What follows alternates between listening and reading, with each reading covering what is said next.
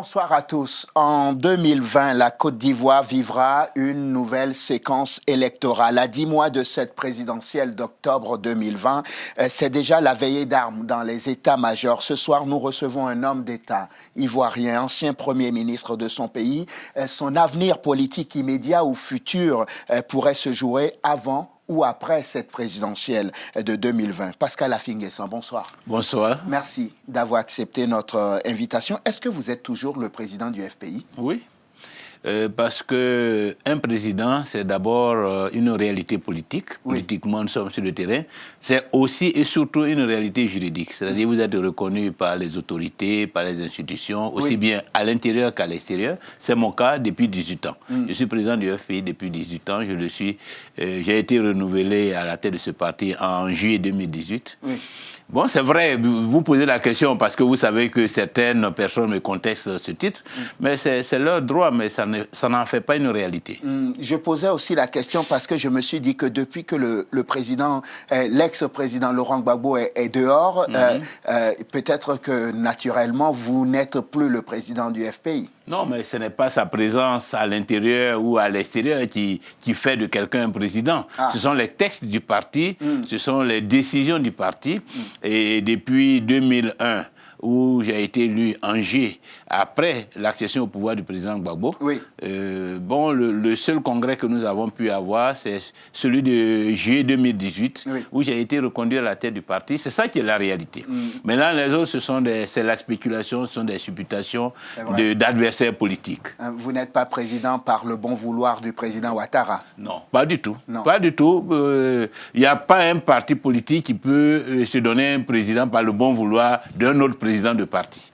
C'est donc toujours en tant que président du FPI que vous sillonnez le monde? C'est ça. Et que vous avez rencontré vos militants le 2 novembre dernier. Oui. Qu'est-ce que vous êtes allé leur dire? D'abord, ceux que j'ai rencontrés ici à Paris sont ceux qui étaient jusque-là dans des positions d'adversité radicale, qui contestaient même parfois la ligne que j'ai choisie.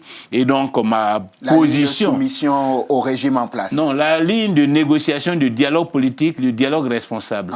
Voilà, c'est ça qui est la politique. La politique moderne, ce n'est pas l'agression permanente, ce n'est pas le bras de fer permanent, ce n'est pas le couteau entre les dents ou même les kalachnikovs qui s'affrontent. La politique moderne, c'est le débat d'idées. C'est ça, c'est le débat civilisé, c'est le débat républicain, et c'est ce que nous faisons. Et nous débattons parce que justement, nous ne sommes pas d'accord avec le parti qui est en face. Si nous y étions d'accord, si nous étions soumis, nous serions avec eux. Or, nous sommes en face et nous nous opposons à eux. C'est ça l'opposition démocratique. Oui, vous vous opposez, on va dire, de fait pour les crédibiliser davantage. C'est ce que disent vos adversaires. Oui, mais parce qu'ils ne savent pas ce que c'est que la politique. Voilà. Parce que l'opposition, elle est là pour faire valoir ses idées, son appréciation, pour critiquer l'action du gouvernement et le faire de façon civilisée, de façon responsable, parce que cette opposition ambitionne demain de prendre les rênes du pouvoir. Et donc, et elle participe, cette opposition, à travers ses critiques, à faire avancer le pays. Parce que certaines critiques peuvent amener ceux qui sont au pouvoir à réviser leur vision, à réviser leur action. Dans tous les cas, vous êtes là pour être la voix des sans-voix, pour être la conscience du peuple, pour faire en sorte que ceux qui gouvernent sachent que tel ou tel aspect de leur gouvernance ne plaît pas au peuple et que l'opposition s'en fait l'écho. C'est cela l'opposition responsable et c'est ce que nous devons construire en Afrique. Et non la violence, les insurrections, les coups d'État, les rébellions armées. Ça, nous avons vécu tout cela, nous avons connu cela en Côte d'Ivoire, nous avons vu les limites de cette façon de s'opposer et nous devons reprendre, réviser notre position. Et aujourd'hui, nous sommes en train d'instaurer en Côte d'Ivoire une pratique républicaine de l'opposition politique. Donc, vous disiez tout à l'heure que vous êtes allé voir vos ex-adversaires, ceux qui étaient en train de contester votre légitimité. Vous êtes allé vous agenouiller devant eux, c'est ça? Non, nous sommes allés discuter avec eux, entre frères et sœurs, entre camarades de lutte. Nous nous sommes expliqués pour qu'ils comprennent mieux la logique de ma démarche. Voilà. Et pour que nous fassions ensemble aussi le bilan des actions que nous avons entreprises, chacun de son côté, et que nous comprenions qu'en définitive, nous avons un destin commun, et qu'aujourd'hui, je dirais que nous avons une opportunité de nous mettre ensemble pour que le Front populaire ivoirien revienne au pouvoir en 2020, et que pour cela, chacun doit mettre un peu d'eau dans son vin, chacun doit privilégier la concertation, le dialogue, la négociation, et que c'est dans cette posture, dans cette vision, que le Front populaire ivoirien a un avenir, et c'est là que la Côte d'Ivoire nous attend. Est-ce que vous connaissez l'allégorie de la grenouille et du scorpion? Vous pouvez me la compter. Est-ce que vos camarades ou ceux qui étaient contre vous hier n'ont pas peur de vous faire traverser la rive et qu'au beau milieu, vous les piquez et qu'ils se noient à nouveau? Non, mais s'ils se noient, je me noie avec eux. Parce que nos sorts sont liés. Peut-être nous vivrons ensemble, nous traverserons la rivière ensemble, ou nous périrons ensemble dans la rivière. Et donc, c'est pour cela qu'aucun de nous n'a intérêt à faire un coup tordu à l'autre, à piquer, comme vous le dites, à jouer au scorpion avec l'autre. Nous devons jouer la solidarité, nous devons jouer l'unité, nous devons jouer en équipe, parce que c'est en équipe que nous pouvons gagner. Comment vous avez été convaincu d'aller présenter des excuses à vos ex-adversaires? Oui, parce que de façon insistante, cette question revient. Les propos que j'ai tenus après la visite manquée au président Laurent Gbagbo revenaient. Et bon, comme je voyais qu'il y avait une crispation sur cette question et que ça pouvait être un élément de blocage, il faut faire preuve d'humilité, il faut privilégier l'essentiel, il faut dire les mots que les uns et les autres attendent de votre part pour être rassurés, pour comprendre que vous n'êtes pas dans des logiques de confrontation et que vous puissiez vous asseoir ensemble. C'est ça aussi, mener l'action politique, le dialogue social. C'est très important. Surtout quand vous êtes un responsable. Pourquoi maintenant? Pourquoi pas avant? Ça s'est passé en mars. Pourquoi au lendemain de cette fameuse conférence de presse où vous avez eu des mots que vous qualifiez de mots malheureux ou parfois venus du tréfonds de vous-même? Pourquoi vous n'avez pas tout de suite dit après, je regrette d'avoir dit ces mots? Mais chaque chose a son temps. Le temps de le dire est arrivé, c'est pourquoi nous le disons. Voilà. Hier, vous êtes déjà en campagne, en fait. Oh, mais je suis en permanence en campagne. Un homme politique est en permanence en campagne. Il se bat en permanence pour avancer. Et à des moments, il peut être amené à faire preuve de rigueur, de radicalité même. À des moments, il faut savoir mettre de l'eau dans son vin, il faut savoir adoucir ses positions, il faut savoir s'adapter à l'évolution du contexte, savoir faire des concessions, parce que parfois, ce sont les concessions qui vous permettent d'avancer. Pascal Afingessa, aujourd'hui, on sait maintenant que vous n'avez pas un lien direct, un contact direct, comme ça avec l'ex-président Laurent Gbagbo, même si, bon, voilà... Peut-être qu'il y a des émissaires qui continuent de parler à droite, à gauche. Est-ce que, très honnêtement, pourquoi vous avez passé du temps à nous expliquer que non, vous vous entendiez bien avec le président Gbagbo? Ah bon, je vais vous expliquer ça. Je vous ai déjà entendu dire ça, oui. Oui, mais parce qu'il n'y a pas de raison d'en douter. Je n'ai pas de raison d'en douter, même si nous n'avons pas de contact direct, mais je peux dire qu'en esprit, nous échangeons, nous comprenons, nous partageons. Parce que ce que je fais, c'est ce que le président Gbagbo aurait fait s'il était à ma place. Il fait la politique. Même si elle n'est pas, cette posture n'est pas comprise par certains camarades autour, parce que cela relève de la stratégie. Et vous savez que la stratégie relève aussi de l'anticipation. Alors lorsque vous anticipez sur le champ et dans le contexte, certains peuvent ne pas comprendre la signification des gestes que vous posez, des actes que vous posez et des propos que vous tenez. Mais celui qui est un crocodile du marigot politique, comme vous. Lui, il comprend.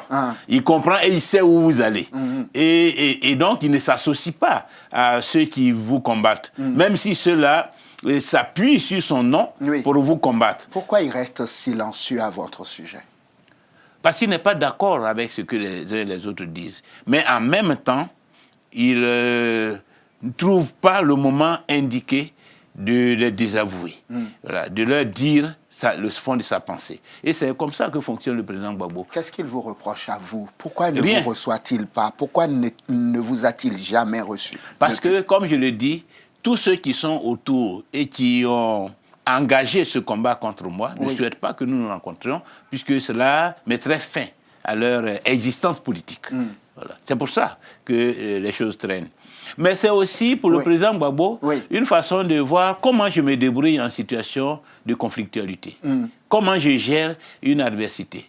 Parce que si j'ambitionne de diriger la Côte d'Ivoire demain, il faut que je prouve à l'intérieur de mon parti j'ai une capacité à encaisser et que j'ai une intelligence à résoudre les problèmes.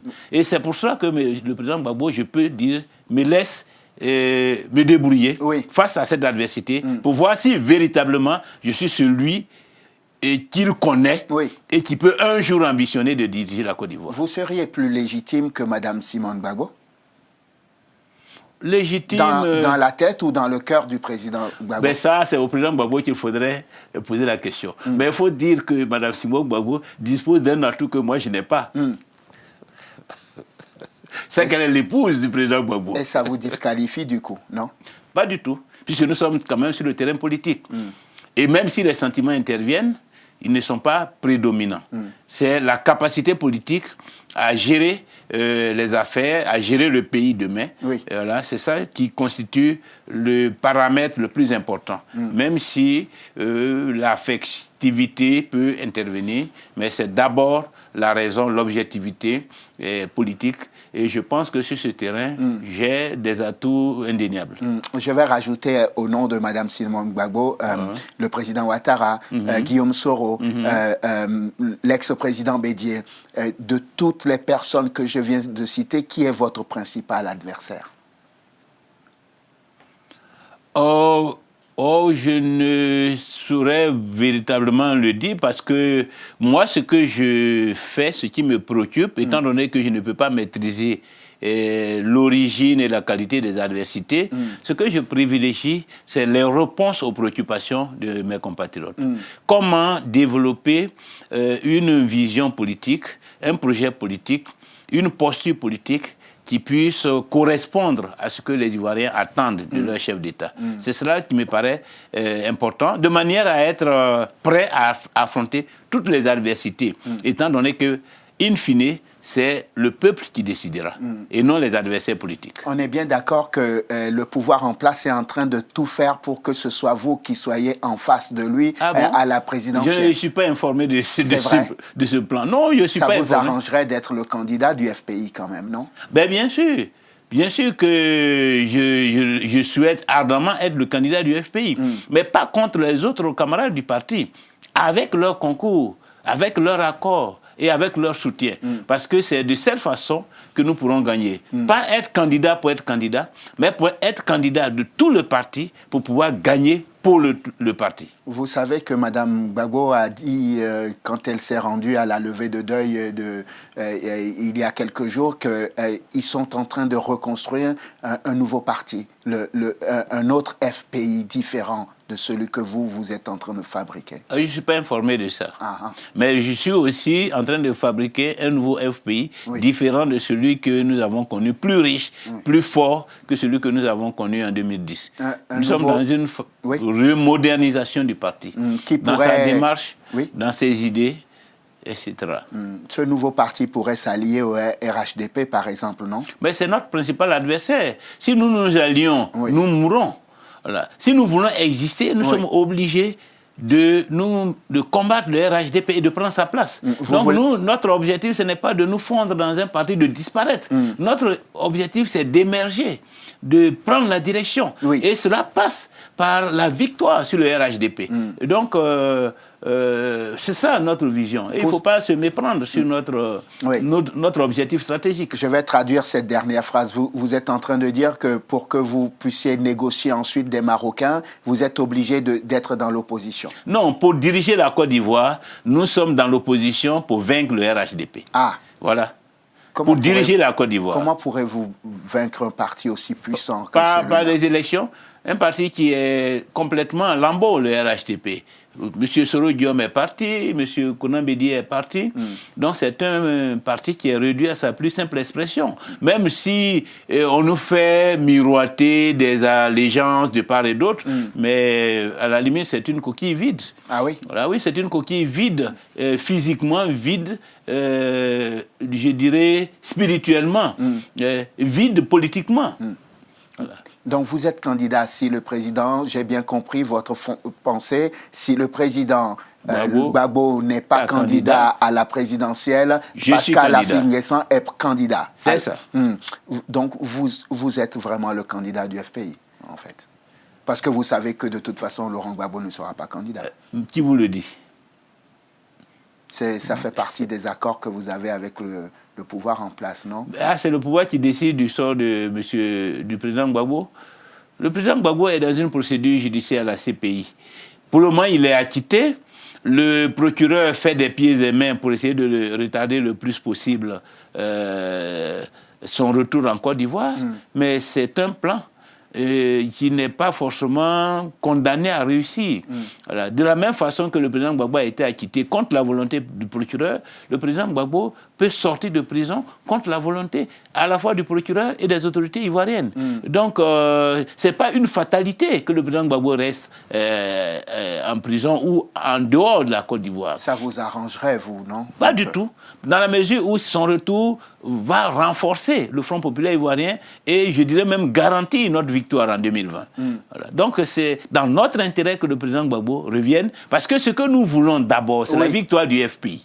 Pas la victoire d'un individu, pas la réalisation des ambitions d'un individu, la victoire d'une équipe, d'une formation politique qui s'est battue depuis 90 en particulier, depuis la proclamation, pour la démocratie, pour les libertés en Côte d'Ivoire et pour lutter contre la pauvreté dans le pays. Donc ce combat-là, nous y sommes toujours.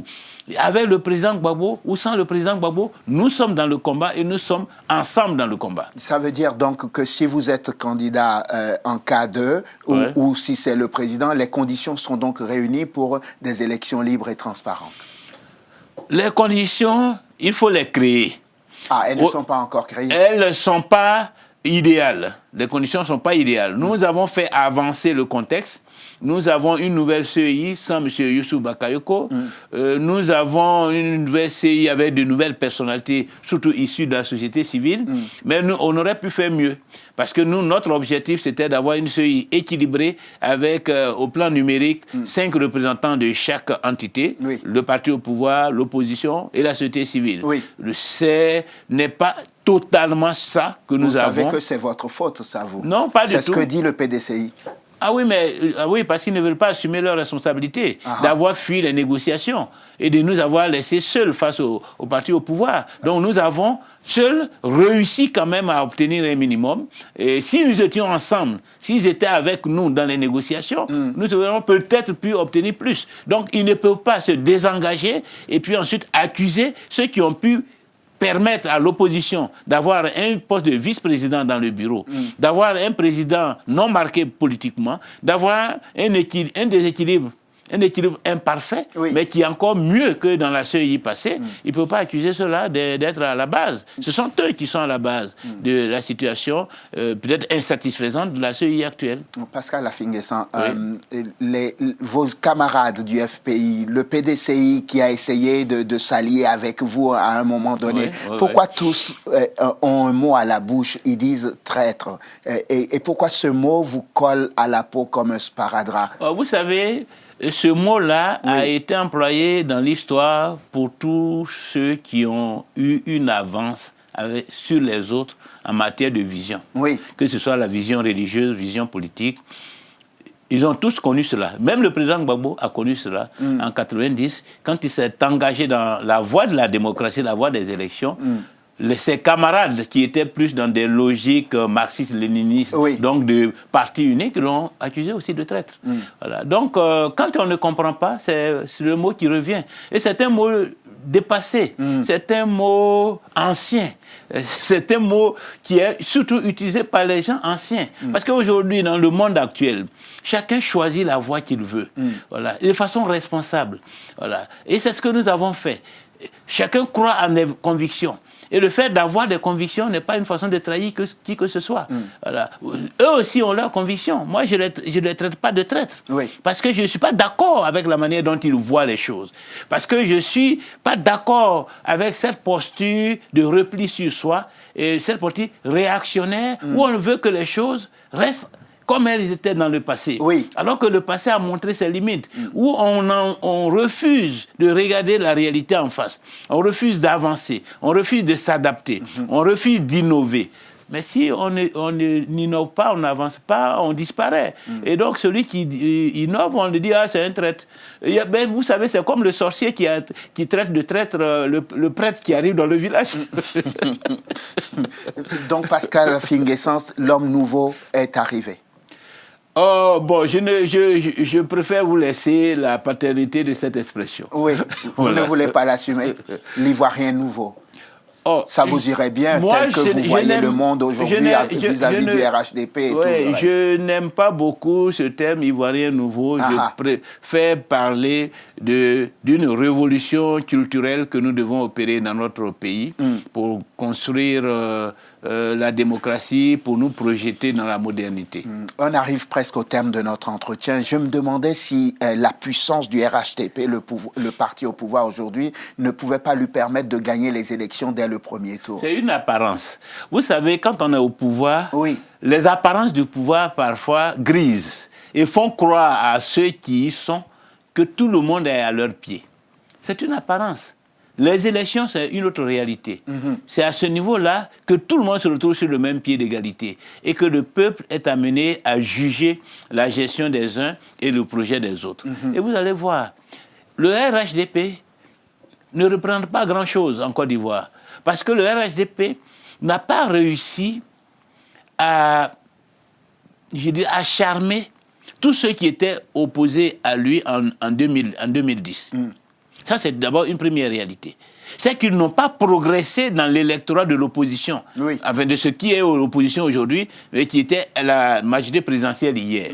Ça, c'est la première chose. Deuxièmement, dans leur propre camp, il y a eu fracture. À telle enseigne que M. Soro Diom a une partie de l'électorat du RHDP, M. Bédié est parti avec l'essentiel aussi des électeurs du PDCI qui étaient dans le RHDP. Ce qui fait qu'aujourd'hui, ils ont même intérêt à se battre pour être au deuxième tour, parce que ce n'est pas encore acquis. Ah oui? Ah oui.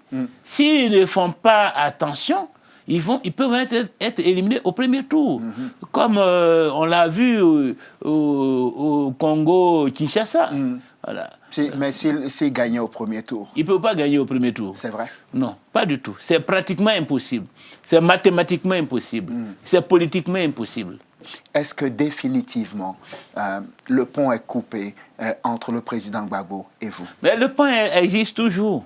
Il n'a pas été emprunté depuis plusieurs années, mais vous allez voir que dans les semaines, mois à venir, ça va rouler sur le pont.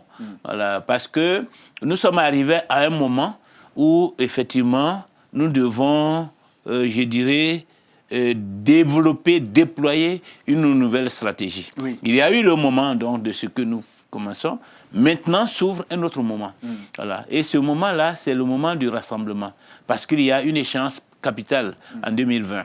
Et cette échéance concerne aussi le président Gbagbo. Parce qu'il a un rôle à jouer pour l'avenir de la Côte d'Ivoire. Et il ne peut jouer ce rôle-là qu'avec un parti rassemblé et dans une opposition unie.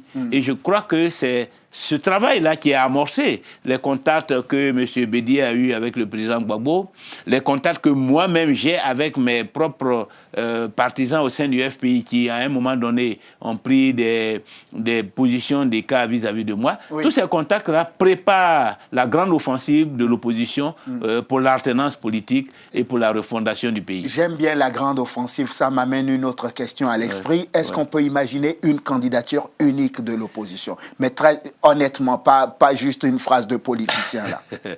Bon, ça dépend des membres de l'opposition. Dans l'immédiat, au moment où vous me posez cette question, je n'en vois pas les prémices, mais tout est possible en politique. Octobre 2020, est-ce que nous devons craindre pour votre pays? Nous, je ne peux pas vous inviter à craindre, mais plutôt vous inviter à être optimiste, parce qu'il nous appartient, hommes politiques, de tout mettre en œuvre pour que la Côte d'Ivoire ne connaisse pas à nouveau ce qu'elle a vécu en 2010-2011. Et ça, tous les hommes politiques en sont conscients, et ça, aucun Ivoirien ne le souhaite.